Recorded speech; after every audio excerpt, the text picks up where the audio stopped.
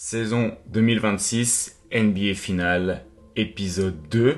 Et dans cet épisode, on a eu un sacré rappel que, avant l'arrivée d'un alien en NBA, on a eu la première apparition d'une licorne. Et c'est vrai que la présence de Karl Anthony Towns dans ces finales change énormément de choses pour la défense des Spurs. Et même quelque chose d'assez surprenant parfois, c'est la manière dont les Spurs défendent Karl Anthony Towns, mais il y a aussi une très grosse intelligence de jeu derrière chez les Knicks pour arriver à justement profiter de la présence de Karl Anthony Towns. Et on va utiliser ces deux possessions pour essayer de comprendre un petit peu pourquoi. Sur cet premier exemple, vous voyez que au début c'est Keldon Johnson du coup qui défend sur Karl Anthony Towns et on a donc bien Wembanyama qui défend sur Josh Hart, un petit peu ce qu'on avait remarqué sur la première vidéo sur les finales, et on s'était dit que justement il y avait plus de sens à avoir Josh Hart défendu par Wembanyama. Qu'est-ce que font du coup les Knicks? C'est qu'ils regroupent Hart et Karl Anthony Towns sur la même partie du terrain pour créer un petit peu de confusion, puis ils renversent le ballon de l'autre côté. Dans le moment où le ballon est de l'autre côté, on a donc Wembanyama qui va venir se positionner dans la raquette, peu importe le joueur sur qui il défend. Mais maintenant que Josh Hart est remonté en tête et au milieu du terrain et que Karl Anthony Towns est à 45, on a donc les match-ups qui ont été forcés de s'inverser pour les Spurs et on se retrouve donc avec Karl Anthony Towns qui a encore un impact sur le positionnement de Wembanyama. Ici, il reçoit le ballon et en plus de Karl Anthony Towns, ils avaient placé Jalen Brunson dans le corner. On arrive donc encore une fois à faire sortir Wembanyama de la raquette pour casser la structure défensive. Et à la réception du ballon ici de Josh Hart, il a donc un petit temps d'avance pour attaquer le cercle et on a vraiment toute la défense qui vient se regrouper ici. Il va choisir de faire la passe plutôt à Karl Anthony Towns qu'à Jalen Brunson ici. Peut-être un petit manque de decision making, mais finalement on arrive quand même à avoir un tir ouvert pour Karl Anthony Towns à 3 points. Et tout ça parce que ça a été bien joué collectivement. Hop, on passe à notre deuxième exemple et ici vous avez du coup cette fois Wembanyama qui défend sur Karl Anthony Towns et on a donc un premier joueur qui vient poser un écran ici et finalement qui va juste curler de ce côté-là, c'est Landry Shamet. Pourquoi? Pour vider cette zone-là du terrain et encore une fois trouver des corners vides. L'écran par contre viendra de Karl Anthony Towns ici qui amène du coup Wembanyama le plus loin possible du cercle. Vous voyez à ce moment-là, Wemby est très loin du cercle et il part justement en sprint retrouver sa raquette pour pouvoir protéger la zone la plus importante du panier. Et on a donc encore une fois la défense des Spurs qui a une structure un petit peu cassée avec beaucoup de joueurs dans la raquette et peu de joueurs pour défendre 3 points, ce qui va générer beaucoup de close-out. Du coup, on en a un premier ici avec un drive qui s'enchaîne, un deuxième. Et regardez la réaction du coup ici qui a été cherchée, c'est de ressortir Wembanyama de la raquette et donc de forcer encore une fois la défense des Spurs à être un petit peu colmatée ensemble, mais du coup à laisser des espaces sur les côtés. On a un premier tir qui aurait pu être ouvert et un deuxième qui l'est complètement. Et tout ça, du coup, c'est quand même beaucoup permis par la présence de Karl Anthony Towns, qui est vraiment ce qu'on peut appeler une licorne. S'il était le cas quand il est arrivé dans la ligue, c'est pour ça qu'il y avait autant d'intérêt autour de son profil. On parle d'un joueur de 7 pieds de haut, qui peut du coup attaquer comme ici sur un pick and roll inversé, step back à 3 points par-dessus Wembanyama. On a un joueur qui est capable de driver sur différents types de mismatch, qui peut aller se projeter jusqu'au cercle, provoquer des fautes, et du coup qui peut le faire dans toutes les zones du terrain. En plus de ça, il est un peu plus rapide que Wembanyama, et quand Wembanyama doit défendre sur lui en périphérie, ça crée quelques problèmes. Et puis s'il est défendu par plus petit, eh ben ils en profitent pour l'utiliser au post-up. On a un peu une énigme du coup du côté des Spurs, on ne sait pas comment le défendre, surtout que son passing a été très bon sur ses playoffs, et du coup comment finalement réussir à arrêter ce joueur qui, il n'y a pas vraiment de bon match-up défensif face à lui.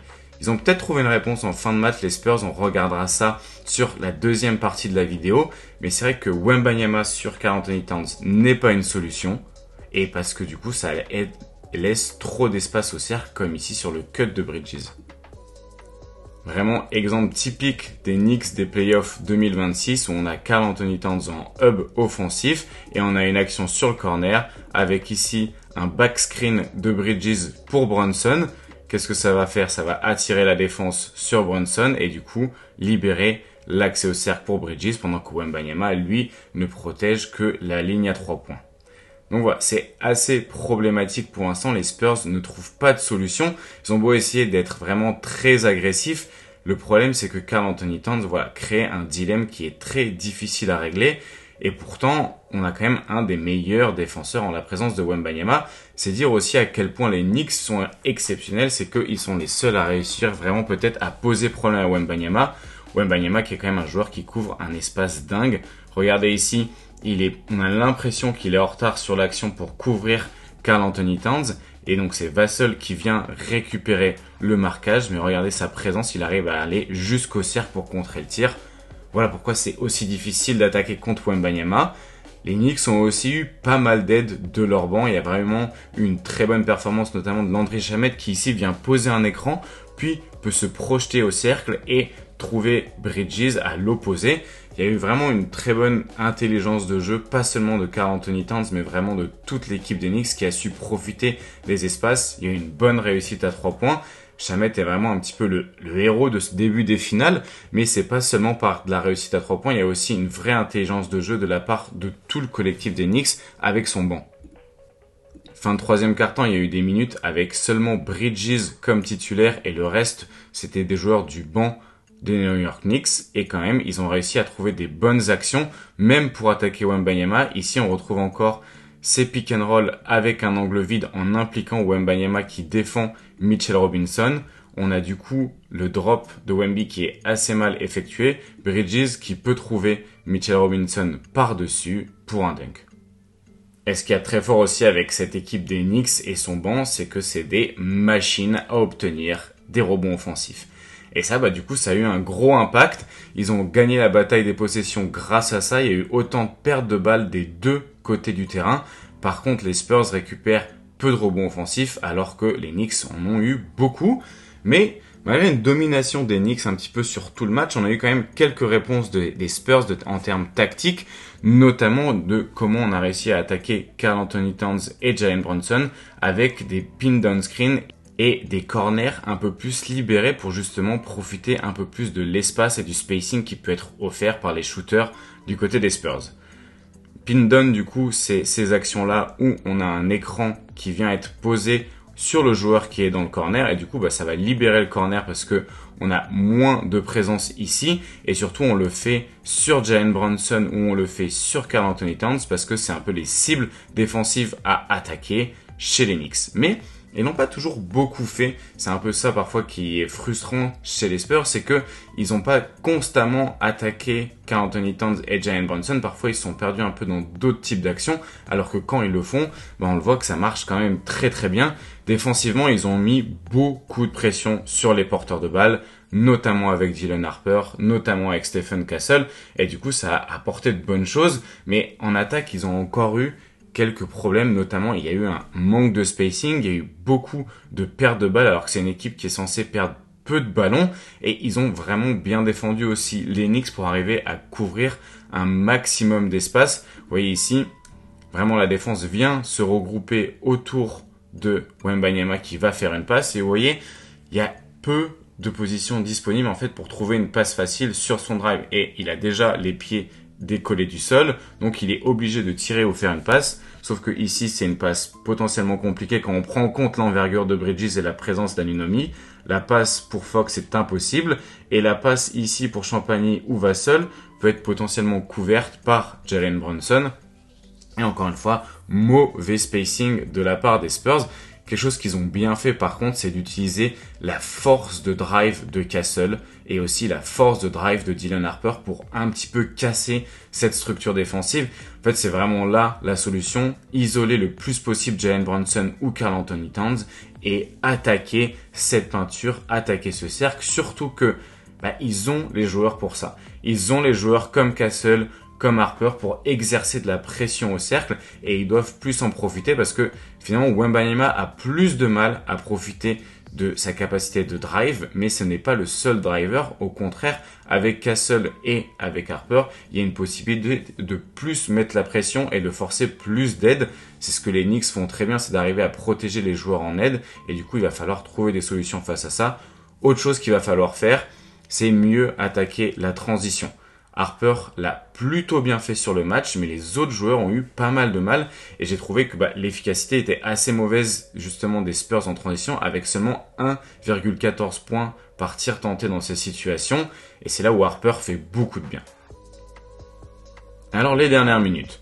Bon, déjà, on a eu cette situation assez impressionnante où d'abord on a la passe de Karl Anthony Towns pour trouver de l'autre côté OG Anunoby qui arrive lui à driver jusqu'au cercle et à dunker entre guillemets sur Wemby. Anunoby qui avec ses épaules arrive à trouver des bons espaces parfois face à Wembanyama. Mais de l'autre côté, qu'est-ce qu'on a fait ? On s'est enfin mis dans les 5 dernières minutes du match à attaquer constamment Jalen Brunson et Karl Anthony Towns et ça a donné de bonnes choses pour les Spurs avec Fox et avec finalement tous les joueurs et ça a permis de réaliser ce comeback où les Spurs étaient mal embarqués mais en attaquant Jalen Brunson ils ont trouvé de bien meilleurs tirs avec aussi Wembanyama qui pouvait rendre un petit peu la monnaie de sa pièce à Karl Anthony Towns et l'attaquer plus frontalement sur du drive. Vous voyez ici, c'est là où il est incroyable Wembanyama. Son drive est arrêté, il ne peut plus dribbler. Il paraît quand même assez loin du cercle, il y a un défenseur entre lui et le panier et pourtant avec un pied de pivot, regardez, il prend le tir au cercle et c'est un lay-up presque facile pour Wembanyama alors que c'était mal embarqué. Je vous parlais d'une solution possible face à Karl Anthony Towns pour les Spurs et cette solution, ce serait peut-être Dylan Harper. Dylan Harper qui permettrait finalement d'éviter que Karl Anthony Towns ait des drives trop faciles face à des petits joueurs et aussi éviter que Wembanyama ait à défendre sur lui. Wembanyama qui peut donc rester en roamer et ne pas avoir à défendre sur Karl Anthony Towns parce qu'il a peut-être finalement l'envergure et le centre de gravité et les capacités physiques de défendre sur Karl Anthony Towns. À voir s'ils vont continuer de faire ça, mais du coup ça a apporté quelques solutions défensives qui a permis de continuer ce run de la part des Spurs où du coup ils ont pu attaquer enfin encore plus en transition et se projeter de plus en plus rapidement au cercle, justement encore une fois en attaquant Jalen Brunson et du coup grâce à ce drive de Dylan Harper, on se retrouve à égalité alors que c'était très mal embarqué. Exemple typique d'action où on peut impliquer Karl Anthony Towns et Jalen Brunson avec ces deux écrans en tête de raquette où du coup c'est les attaquants défendus par Karl Anthony Towns et Jalen Brunson qui viennent poser les écrans et ça a forcément créé des décalages. On a le drop de Karl Anthony Towns, on a la position edge de Jalen Brunson et du coup on se retrouve avec deux défenseurs derrière le ballon et en plus un accès plus facile au cercle pour Wembanyama sur ces situations. Donc vraiment impliquer ces deux joueurs ça va être la clé s'ils veulent trouver des meilleures solutions en attaque parce que de l'autre côté, eux les Knicks vont toujours en trouver avec Jalen Brunson et avec leur spacing. Et ici on retrouve encore une fois Wembanyama qui défend sur Karl Anthony Towns et du coup la protection de cercle est absente le temps d'un instant, ça permet à Brunson d'aller jusqu'au panier. Dylan Harper encore une fois qui est le détonateur qui permet d'aller jusqu'au cercle ici contre illégal de Karl Anthony Towns, plus que 1 point d'écart avec 90 secondes à jouer et à ce moment-là les Spurs sont quand même bien embarqués, ils arrivent à créer de la transition de plus en plus et tout simplement ça crée le décalage nécessaire et ça leur permet de moins être victimes de leur spacing. On a donc 2 points d'avance pour les Spurs avec 40 secondes à jouer et encore une fois isolation de Jalen Brunson par-dessus Champagny et Vassell. C'est capitaine Clutch qui sort encore les Knicks de la panade. On a donc égalité avec quelques secondes à jouer et les Spurs vont aller sur un type d'action que je suis pas forcément fan, c'est le post-up de Wembanyama. En fait, ce qu'ils vont faire, c'est qu'ils veulent jouer vite pour avoir potentiellement 2 possessions pour finir le match, mais du coup, ils vont sur un tir à mi-distance contesté avec 19 secondes à jouer sur l'horloge et ça va pas rentrer. Ça va pas rentrer et du coup de l'autre côté on a une situation pour les Knicks, on essaye d'impliquer encore une fois Wembanyama sur le ballon, isolation pour Brunson, ça ne rentre pas et là Wembanyama veut chercher Castle mais Castle ne regarde pas le ballon, interception de Brunson et faute sur le joueur des Knicks qui va pouvoir aller prendre 2 lancers francs pour prendre le match du côté de San Antonio et c'est comme ça que les Knicks malgré un retour héroïque de la part des Spurs ont réussi à prendre le deuxième match des finales NBA. On a donc 2-0 pour les Knicks et on a hâte de se retrouver du coup au Madison Square Garden pour le match 3.